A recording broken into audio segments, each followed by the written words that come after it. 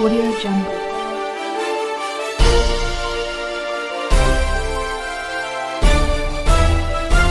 Audio Jungle. बिस्मिल्लाहिर्रहमानिर्रहीम। Explore news के साथ मैं हूं आपका मेज़बान राना सैफुल्लाह सैफ़ी।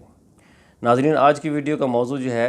वो इस्लामी जमहूरिया पाकिस्तान को एक मदीना की रियासत बनाने के लिए पाकिस्तान तहरीक इंसाफ के कायद इमरान ख़ान ने जो इक़दामात किए वो आपके सामने रखने हैं। नाज़रीन,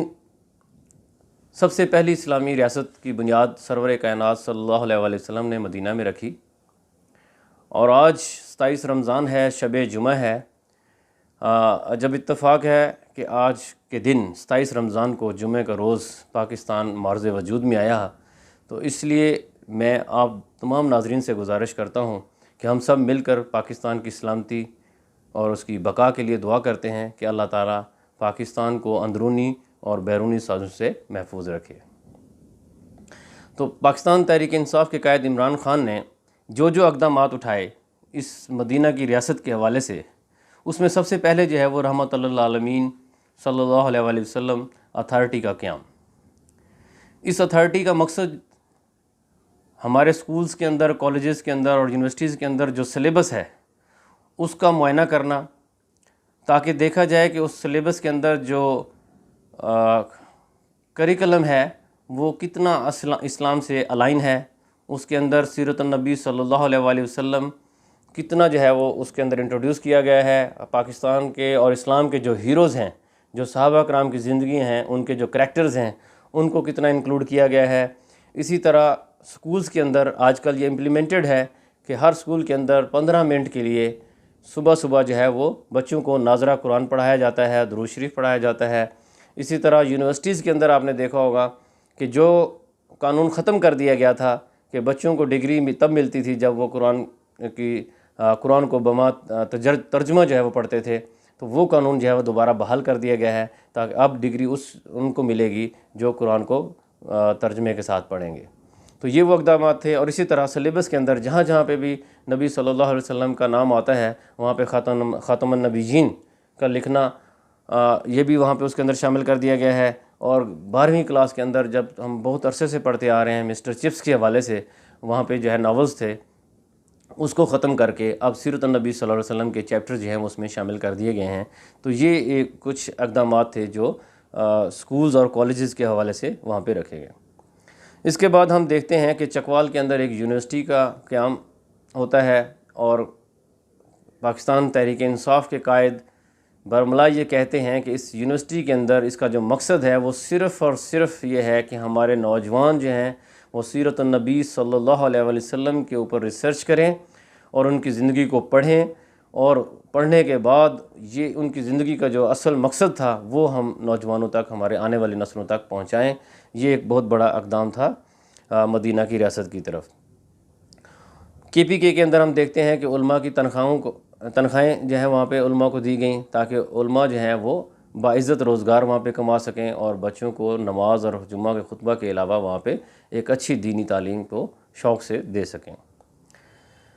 पूरी दुनिया की हाकिमियत सिर्फ़ अल्लाह के पास है, ये फ़लसफ़ा समझाने की पूरी कोशिश की, क्योंकि उन्होंने अपनी जमात की जो बुनियाद थी वो इय्याका नअबुदु व इय्याका नस्तईन की बुनियाद पे रखी कि ऐ अल्लाह हम तेरी ही इबादत करते हैं और तुझ ही से मदद मांगते हैं। यानी खान साहब ने मुतअद्दिद बार कहा कि जैसे ही मुझे ला इलाहा इल्लल्लाह की समझ आई कि अल्लाह के सिवा कोई माबूद नहीं, ज़िंदगी और मौत अल्लाह के हाथ में है, इज़्ज़त और ज़िल्लत अल्लाह के हाथ में है, रिज़्क़ अल्लाह के हाथ में है, जिसका चाहता है वो बढ़ा देता है, ये अल्लाह के हाथ में है, सेहत और मौत, ज़िंदगी और मौत ये अल्लाह ताला के हाथ में है, शफा देने वाला अल्लाह ताला की ज़ात है, हाजत पूरी करने वाला अल्लाह की ज़ात है। तो जब ये चीज़ समझ आती है इंसान से, तो इंसान के अंदर से जो है ना वो खौफ ख़त्म हो जाता है और उसके अंदर एक खुददारी जो है ना वो बेदार हो जाती है। तो खान साहब ने कौम के अंदर जो है ना वो खुददारी पैदा करने की कोशिश की है, और ख़ुददारी की हमेशा कीमत होती है, आज़ादी की एक कीमत होती है। जहन को आज़ाद किया, खुददार बनाया। आपने देखा कि खान साहब ने कहा कि हमें अपने पाँव पे खड़ा होना पड़ेगा। जो मुश्किलात इस वक्त मुसलमान फेस कर रहे हैं पूरी दुनिया के अंदर, 57 इस्लामी ममालिक हैं, اس کے باوجود جو ہماری عرب لیگ ہے، ہماری OIC ہے، ان کی کوئی وقت نہیں ہے، ان کی کوئی سنوائی نہیں ہے، اس لیے کہ ہم غلام قوم ہیں، اس لیے کہ ہم مقروض قومیں ہیں، اس لیے کہ ہم اپنے پاؤں پہ کھڑا ہی نہیں ہونا چاہتے۔ تو خان صاحب نے یہ ایک فلسفہ سمجھایا، دنیا کے اسلامک لیڈرز کو سمجھایا، پاکستانیوں کو سمجھایا، پاکستانیوں کو ایک قوم بنایا، خوددار قوم، اپنے پاؤں پہ کھڑا ہونے کے لیے، اپنی معیشت کو مضبوط کرنے کے لیے بہت سارے سٹیپس اٹھائے، جو کہ میں ایک اور ویڈیو میں انشاءاللہ آپ لوگوں کو بتاؤں گا کہ معیشت کے حوالے سے انہوں نے کیا کیا اقدامات کیے۔ تو یہ معیشت کو مضبوط کیا، قرض واپس کیا، اس لیے پھر انہوں نے کہا کہ ہم دوستی میں سب کے ساتھ ہیں لیکن جنگ میں کسی کے ساتھ نہیں ہیں۔ ڈو مور کا مطالبہ پاکستان سے کیا جاتا رہا، لیکن خوددار قوم کی حیثیت سے، خوددار قوم کے خوددار لیڈر کی حیثیت سے خان صاحب کو جب بھی ڈو مور کا کہا گیا تو انہوں نے کہا نو ڈو مور۔ جب ان کو اڈے دینے کے لیے کہا گیا کہ یہاں سے افغانستان میں آپریشن کیا جائے گا تو انہوں نے کہا ایبسلیوٹلی ناٹ۔ تو یہ بیسیکلی وہ اقدامات تھے جو ایک خوددار قوم کے ترجمان، جو خوددار لیڈر ہوتے ہیں، وہ کرتے ہیں۔ تو یہ پاکستان کے لیے ایک جو ہے نا خودداری کے لیے بہت ضروری چیزیں تھیں۔ اس کے علاوہ ہم نے دیکھا کہ انسانیت، یعنی اسلامی فلاحی ریاست جب بناتے ہیں تو مدینہ کی ریاست، تو اس میں سب سے پہلا جو مین چیز ہوتی ہے وہ ایک انسان، عام انسان، اس کی زندگی کو بہتر کرنا، اس کی زندگی کو یعنی کہ آپ کہہ لیں کہ آسان کرنا اس کے لیے۔ تو اس کے لیے کیا کیا اقدامات کیے گئے؟ اس میں سب سے بڑا جو مین پروگرام تھا وہ احساس کفالت کا پروگرام تھا۔ ناظرین، یہ وہ دنیا کا چوتھا بڑا جو ہے احساس کا ویلفیئر کا پروگرام ہے، جس کو WHO نے بھی انڈورس کیا ہے۔ اس پروگرام کے تحت بہت سارے چھوٹے چھوٹے پروگرام جو ہے نا وہ لانچ کیے گئے، جن کی تفصیل میں تو میں شاید نہ جاؤں، اتنا ٹائم نہیں ہے، لیکن سیدھا میں آپ سے بات کرنا چاہتا ہوں کہ سب سے پہلے قومی صحت کارڈ۔ ناظرین، یہ قومی صحت کارڈ ہے، یہ صحت کارڈ نہیں ہے صرف، یہ نیشنل ہیلتھ کارڈ ہے۔ یہ تمام پاکستانی کے لیے، یہ کسی خاص پارٹی کے لیے نہیں ہے، یہ کسی خاص مسلک کے لیے نہیں ہے، یہ کسی خاص صوبے کے لیے نہیں ہے، بلکہ یہ پورے پاکستان کے لیے ہے۔ KPK سے سٹارٹ ہوا، پھر گلگت بلتستان میں، کشمیر میں، اور اب پنجاب میں، کہ ہر خاندان کے سربراہ کو اس قومی صحت کارڈ کے ذریعے 10 لاکھ روپے اس کو اس کارڈ میں دے دیے گئے ہیں، تاکہ اگر اس کے کسی خاندان کے کسی فرد کو کوئی بیماری ہو، کوئی پریشانی ہو، تو وہ باعزت طریقے سے کسی اچھے پرائیویٹ ہاسپٹل سے جو پینل پہ ہو، وہاں سے اپنا علاج مفت کرا سکے۔ یہ ایک بہت بڑی خدمت تھی، یہ کوئی بے نظیر انکم سپورٹ پروگرام نہیں ہے۔ عمران خان صاحب نے کبھی بھی ان چیزوں کے ساتھ اپنا نام شامل نہیں کیا، بلکہ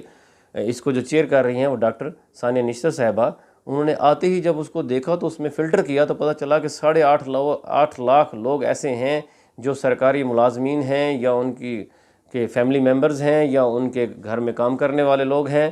ٹھیک ہے۔ ایسے لوگوں کو 8.5 لاکھ لوگوں کو فلٹر کیا گیا جو حقدار ہی نہیں تھے، جو لاکھوں کروڑوں کی جائیدادیں تھیں، جو ہوائی سفر کرتے تھے ایسے لوگ، تو وہ اس سے نکالے، اور پھر باقی جو لوگ تھے ان کو قومی صحت کارڈ بھی دیے، اور باقی جو ہے وہ ہر 3 ماہ کے بعد جو ہے 12 سے 14,000 بلکہ کر دیا، اب تو وہ 14,000 بھی ان کو ملتا ہے۔ اسی طرح راشن کارڈ، کسان کارڈ، ان کو تو آگے فیسیلیٹیٹ کرنے کے لیے کسانوں کو۔ پھر شیلٹر ہوم بنائے گئے،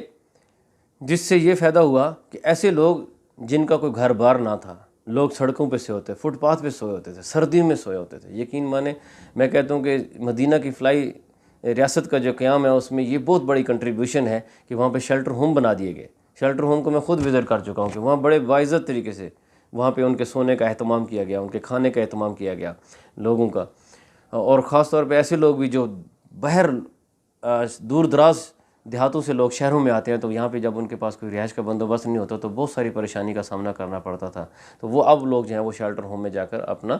وہاں پہ رات رہ سکتے ہیں، 2 راتیں رہ سکتے ہیں، اپنے کام کرتے ہیں، اور کام کرنے کے بعد واپس اپنے گھروں کو چلے جاتے ہیں۔ تو شیلٹر ہوم کا قیام بھی بہت زیادہ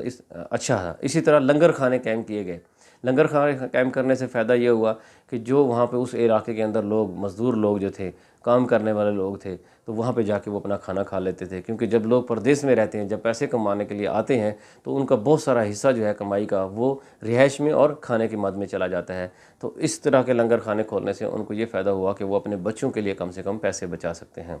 خاص طور پہ جس طرح آج کل بائکیا کے لوگ ہیں، میں دیکھتا ہوں کہ بہت سارے لوگ ماشاءاللہ دور دراز علاقوں سے، گاؤں سے لوگ جو ہے نا شہروں میں آئے ہوئے ہیں پیسے کمانے کے لیے، تو وہ لوگ جب کسی بھی ایریے میں جب لنگر خانے میں پہنچ کے وہاں پہ کھانا کھا لیتے ہیں تو اپنے بہت سارے پیسے جو ہے نا وہ بچا لیتے ہیں۔ اسی طرح کوئی بھوکا نہ سوئے، یہ ایک ایسا پروگرام تھا جو، کیونکہ لنگر خانے تو ایک خاص مخصوص جگہ پہ ہیں، لیکن کوئی بھوکا نہ سوئے پروگرام ایک ایسا پروگرام تھا جو موبائل کے ذریعے وہاں پہنچ جاتا تھا جہاں پہ مزدور بیٹھے ہوتے تھے. جیسے ہمارے علاقے کے اندر آپ کہہ لیں پشاور موڑ، اسلام آباد کی بات کروں تو پشاور موڑ کے اوپر ہیں، چاندنی چوک پہ ہیں، اس طرح مختلف علاقوں کے اندر جہاں مزدور بیٹھے ہوتے ہیں، جہاں پہ لوگ آتے ہیں ان کو اپنے کام کے لیے لے کے جاتے ہیں، تو وہیں پہ پہنچ کر جا کے اس جو ہے نا ان کو کھانا پرووائڈ کیا جائے عزت کے ساتھ. تو یہ ایک بہت بڑی خدمت تھی، کنٹریبیوشن تھی ایک فلاحی ریاست کے پوائنٹ آف ویو سے. اس طرح ناظرین اپنا گھر اسکیم کے تحت آسان قرضہ جات جو ہیں وہ لوگوں کو دیے گئے، یعنی پہلے 5 سال کے لیے 3% اور اگلے 5 سال کے لیے 5%، یعنی ٹوٹل 3 سے 5% پہ ان کو جو ہے نا لون دیا گیا. ایسے لوگوں کو جو کم تنخواہ والے ہیں، ٹھیک ہے، اور مزدور ہیں، جن کا اپنا گھر نہیں ہے، ساری زندگی کرائے پہ رہتے رہے ہیں، تو وہ اس طرح کے اسکیم سے فائدہ اٹھا کر قرضہ لے کر اپنا پلاٹ لے کر گھر بنا سکتے ہیں، اور پھر اس کے مد میں اتنے پیسے دیتے ہیں جتنا کہ وہ کرایہ دے رہے ہوتے ہیں. اس کا فائدہ یہ ہے کہ 15 سے 20 سال کے بعد وہ اس گھر کے مالک بن جاتے ہیں اور اس کی ویلیو بھی یقیناً بڑھ جاتی ہے. تو یہ ایک بہت بڑی خدمت تھی. اس کے علاوہ نوجوانوں کو بہت سارے قرضے دیے گئے اور بہت سارے سکلز ٹریننگ پروگرامز جو ہے نا کرائے گئے ان کو 3 ماہ کے 6 ماہ کے، جس سے کہ وہ اپنا ایک روزگار کما سکیں اور اپنے پاؤں پر کھڑا ہو سکیں. اسی طرح آپ نے دیکھا ہوگا ناظرین کہ بہت سارے حکمران گزرے پاکستان کے اندر، جو کہیں جاتے تھے تو کسی غیر ملکی دورے کے اوپر، تو وہ 3 پیس سوٹ، ٹائز اور مہنگے سے مہنگے 60 لاکھ کے 1 کروڑ کے جو ہے نا سوٹ پہن کے جانا. تو وہاں جا کے بے شک پرچیاں پڑھیں اور ہر 1 منٹ کے بعد بات کرنے کے بعد پانی کا گھونٹ پیتے رہیں بے شک، لیکن احساس کمتری کا شکار اپنے قومی لباس کو بھول جاتے تھے اور وہاں پہ 3 پیس سوٹ پہنتے تھے. لیکن عمران خان صاحب نے جہاں بھی گئے، جب سے وہ حکمران بنے، وزیر اعظم بنے، جس ملک میں بھی گئے، چاہے وہ امریکہ ہو، چاہے وہ چائنا ہو، چاہے وہ رشیا ہو، چاہے سعودی عرب ہو، وہاں پہ وہ اپنے شلوار قمیض، اپنے قومی لباس ویسٹ کوٹ کے اندر گئے. انہوں نے قومی لباس کو متعارف کروایا، ایک عزت دی اس کو، قومی لباس کو. یہاں بلکہ مدینہ میں تو جب بھی گئے، جب بھی سعودی عرب گئے تو وہاں تو انہوں نے نبی صلی اللہ علیہ وسلم کی شان میں، ان کی محبت میں جوتا تک نہ پہنا. وہاں پہ ننگے پاؤں جو ہیں وہ ایئرپورٹ سے اترتے اور مدینہ جاتے اور مکہ جاتے اور پھر وہاں سے واپس آتے. تو یہ اپنے اپنے نصیب کی بات ہے. اس کے علاوہ پاکستان کے لیے آپ نے دیکھا کہ گلوبل وارمنگ، موسم کی تبدیلیاں، ان کے اثرات، لوگوں پہ ان کے اثرات، فصلوں پہ ان کے اثرات، گرمیاں آپ کہتے ہیں کہ اندر شدت آتی جا رہی ہے، اس طرح سردی کے اندر شدت آتی جا رہی ہے، ٹائمنگ ان کی آپس میں جو ہے نا وہ چینج ہو رہی ہے موسم کے آنے کی. تو اس سے بہت سارے جو ہے نا اثرات پیدا ہو رہے تھے. تو بلین سونامی ٹری کا جو ہے نا پروجیکٹ شروع کیا گیا، جس کو دنیا نے جو ہے نا وہ اپریشیٹ کیا.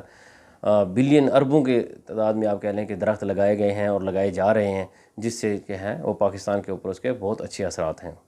اسی طرح ناظرین ڈیمز کے حوالے سے پچھلے 50 سال سے پاکستان کے اندر کوئی ڈیم نہیں بنا.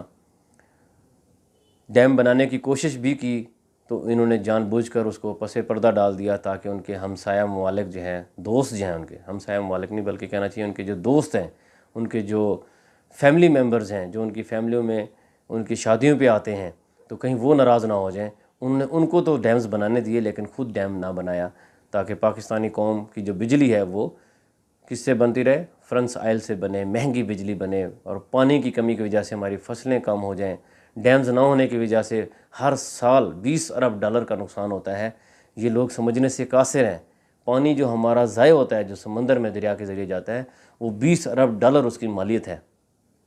اگر ڈیم ہو تو ہم اس پانی کو روک لیں، پانی کو روک کے ایک سیلاب سے بچائیں، اور دوسرا اس وقت اس کو پہنچائیں جب اس کی ضرورت ہو. تو سندھ کے آخری کونے تک جو ہے وہ پانی جو ہے نا وہ ایک استعمال میں لایا جا سکتا ہے، اور اس پانی سے پھر بجلی پیدا کی جا سکتی ہے. آپ کو پتہ ہے پانی سے بجلی جب بنتی ہے تو وہ بہت سستی ہوتی ہے.